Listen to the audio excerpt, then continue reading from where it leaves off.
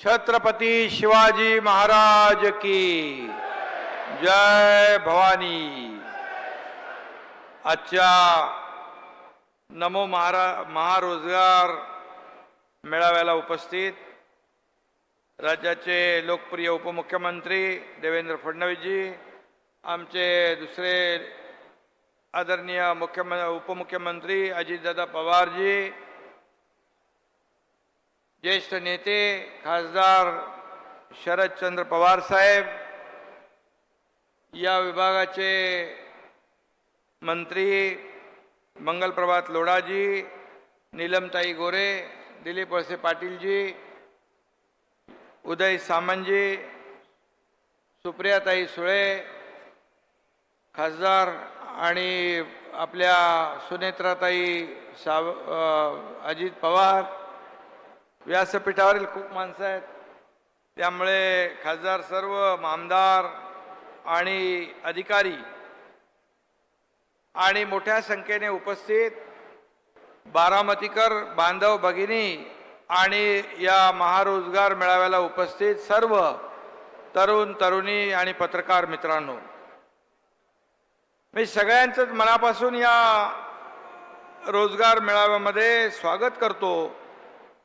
खरं म्हणजे आपलं स्वतःचं आणि त्यातून राज्याचं भवितव्य घडवण्याच्या दृष्टीने या तरुणाईला एक मोठी संधी प्राप्त झालेली आहे आणि या महामेळाव्यात मार्गदर्शनही होईल, नोकऱ्याही मिळतील आणि म्हणून मी आपल्या सर्व जे आपले तरुण तरुणी या ठिकाणी आल्यात त्यांना मनापासून पुढच्या वाटचालीस शुभेच्छा देतो, त्यांचं मनापासून अभिनंदन करतो।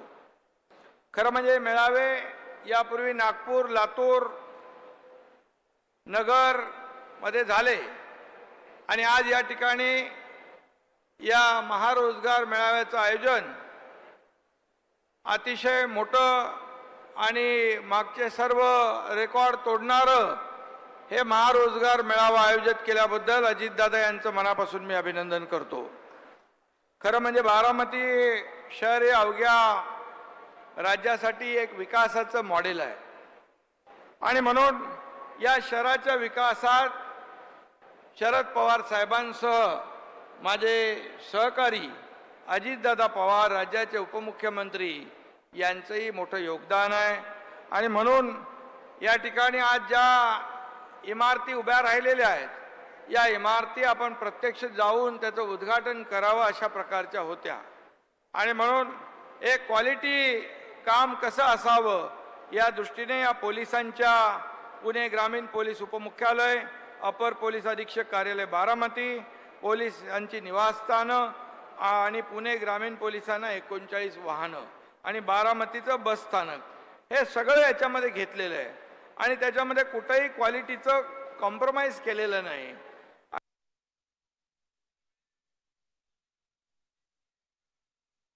आणि म्हणून नेहमी जेव्हा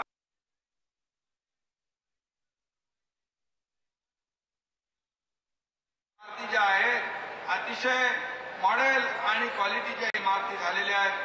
खरं म्हणजे मगाशी देवेंद्रजी त्यांना म्हणाले की हे काम जे आहे पोलिसांच्या इमारतींचं आपल्या मदतीने आपण करू। खऱ्या अर्थाने पोलीस हा ऊन पाऊस वारा याच्यामध्ये रस्त्यावर असतो, सण वार उत्सव असले तरी रस्त्यावर असतो, आंदोलनं असली रस्त्यावर असतो, कोविड होता तेव्हाही रस्त्यावर होता आणि म्हणून या पोलिसांची कार्यालयं, पोलिसांची घरं अतिशय उत्तम असली पाहिजेत, कारण कायदा सुव्यवस्था राखण्याचं मोठं काम या पोलिसांची कार्यालयं, पोलिसांची घरं अतिशय उत्तम असली पाहिजेत, कारण कायदा सुव्यवस्था राखण्याचं मोठं काम हे पोलीस करत असतात आणि म्हणून त्यांच्याकडून चांगल्या कामाची आपण अपेक्षा करू तर त्यांना देखील सोयी सुविधा आपण चांगल्या दिल्या पाहिजे आणि त्या आज या ठिकाणी बारामतीमध्ये दिलेले आपण पाहतोय आणि म्हणून मी सगळ्यांचं मनापासून अभिनंदन करतो। खरं म्हणजे आज आपण इथे बस स्थानकाचं देखील लोकार्पण केलंय। बस स्थानकं देखील आम्ही सगळीच राज्यातली बस स्पोर्ट सारखी अतिशय सुसज्ज सर्व प्रवाशांना सोयी सुविधांनी युक्त अशा प्रकारची देण्याचा आमचा प्रयत्न आहे।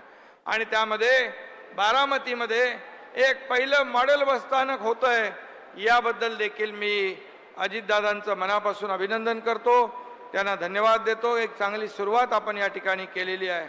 आज आपण पाहतोय की मगाशी देवेंद्रजी म्हणाले की हे जो महारोजगार मेळावा आहे त्याची खूप प्रसिद्धी झाली।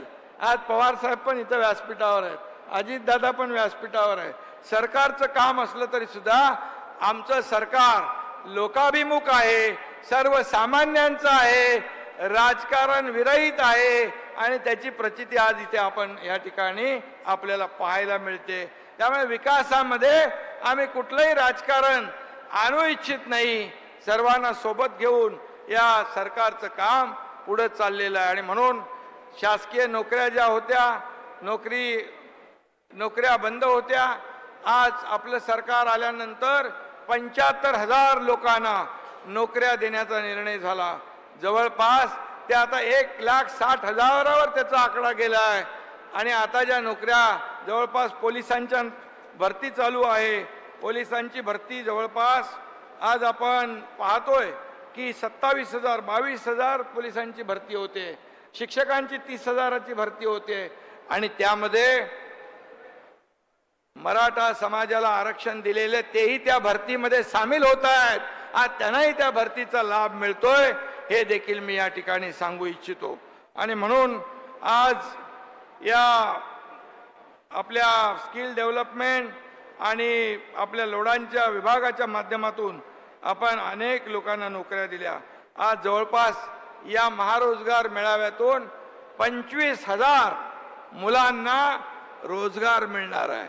नागपूरला देखील जवळपास 15,000 मुलांना मिळाला। यापूर्वी झालेल्या लातूरमध्ये देखील हजारो लोकांना रोजगार मिळाला, नगरमध्ये देखील रोजगार मिळाला, उद्या ठाण्यामध्ये होईल, आणखी इतर ठिकाणी होईल, तिथे देखील खूप मोठ्या प्रमाणावर रोजगार या ठिकाणी मिळणार आहे। आणि म्हणूनच मी या ठिकाणी आपल्याला एवढंच सांगेन की शासन आपल्या दारी हा देखील आपल्या राज्य सरकारचा लोकाभिमुख कार्यक्रम आपण पार पाडला। योजना होत्या, निर्णय होते, लाभार्थी होते, लाभ होते, परंतु जे काही चक्रा मारणं, खेटे मारणं, ही कटकट नको म्हणून ते लाभ सोडून देत होते लोक। आणि म्हणून आम्ही शासन आपल्या दारी थेट एका छताखाली जाऊन लोकांना मग ते लाभ आहेत, घराचा लाभ असेल, त्यामध्ये महिला बचत गटाचा लाभ असेल, शेतकऱ्याला ट्रॅक्टर असेल, पॉवर टिलर असेल, ड्रोन असेल, हार्वेस्टर असेल, अशा प्रकारचे अनेक त्यांना आवश्यक ज्या वस्तू आहेत त्या देण्याचं काम सरकारने एका छताखाली घेतलं। बांधवांनो, शेतकऱ्यांना आणि नागरिकांना या शासन आपल्या दारीमधल्या कार्यक्रमातून 2,60,00,000 लोकांना लाभ मिळाला, त्यांच्या एकाच छताखाली शासन आपल्या दारीच्या माध्यमातून। आणि म्हणून हा देखील आम्ही शासन आपल्याला रोजगार देण्यासाठी देखील एका छताखाली आपण हा कार्यक्रम आयोजित केला। पहिलं सरकार असेल की सिलेक्शन झालेल्या लोकांना अपॉइंटमेंट देणारं, सभागृहामध्ये बोलवून त्यांना नियुक्त्या देणारं हे पहिलं सरकार असेल, हे मी अभिमानाने या ठिकाणी सांगतो। शेवटी हा भारत देश आपला तरुणाईचा देश आहे आणि म्हणून आदरणीय प्रधानमंत्री महोदयांनी देखील डायरेक्ट अपॉइंटमेंट लेटर देण्याचा जो उपक्रम केला, त्यामध्ये जवळपास 10 लाख लोकांना नोकऱ्या देण्याचं टार्गेट ठेवलेलं आहे। आणि म्हणून राज्य सरकार देखील कुठेही याच्यामध्ये कमी पडणार नाही। 1,40,00,000 विद्यार्थ्यांना प्रधानमंत्री कौशल्य विकास योजनेमधून ट्रेनिंग दिलं जातंय। आणि म्हणून नवीन एज्युकेशन पॉलिसीमध्ये प्रधानमंत्री महोदयांनी स्किल डेव्हलपमेंटचे कोर्स देखील त्याचा अंतर्भाव केलेला आहे। याच्यामध्ये एवढंच आहे की बाळासाहेब देखील सांगायचे, आज बाळासाहेब आणि पवार साहेबांची चांगली मैत्री होती। बाळासाहेब सांगायचे, नोकऱ्या मागण्यापेक्षा नोकऱ्या देणारे हात तयार करा, आणि सरकार ते देखील करते। मुख्यमंत्री स्वयंरोजगार योजनेमधून अशा प्रकारचे रोजगार देणारे हात निर्माण करण्याचा देखील आमचा प्रयत्न आहे। त्यामुळे एकंदरीत आज मोठ्या प्रमाणावर आज उद्योग विभाग इथं आहे। आज दावोसला देखील आपण जवळपास 2 वर्षामध्ये 5 लाख कोटींचे करारनामे केले। जवळपास 4 ते 5 लाख रोजगार या माध्यमातून मिळतील। हे सरकार काम करत आहे आणि म्हणूनच हे सरकार सर्वसामान्यांचं आहे, शेतकऱ्यांचं आहे, कष्टकऱ्यांचं आहे, कामगारांचं आहे, माता भगिनींचं आहे आणि तुम्हा तरुणांचं आहे, ज्येष्ठांचं आहे, सगळ्यांचं आहे। आणि म्हणूनच सरकारचा अजेंडा आहे या राज्यातल्या सर्वसामान्य माणसाला न्याय मिळाला पाहिजे, त्याच्या जीवनामध्ये बदल घडला पाहिजे, त्याचं जीवन सुखी संपन्न झालं पाहिजे, यासाठी आमचा प्रयत्न आहे। आणि म्हणूनच मी आपल्याला एवढंच सांगेन की बारामतीमध्ये हा कार्यक्रम होतोय आणि अतिशय मोठ्या प्रमाणावर रोजगार मेळावा देखील घेतलाय, वास्तू देखील चांगल्या दर्जाच्या या ठिकाणी झाल्यात। आणि अजितदादांनी हेही सांगितलंय की बारामती तालुका विकासामध्ये नंबर 1 चा करणार। अजितदादा, तुमच्याकडे तर तिजोरीची चावी आहे, त्यामुळे बारामतीकरांना जेवढा या तालुक्याचा विकास करत असताना कुठेही सरकार हात आकडता घेणार नाही, हा शब्द या ठिकाणी मुख्यमंत्री म्हणून मी देतो। आणि पुन्हा एकदा मी मनापासून आपल्या सगळ्यांना धन्यवाद देतो।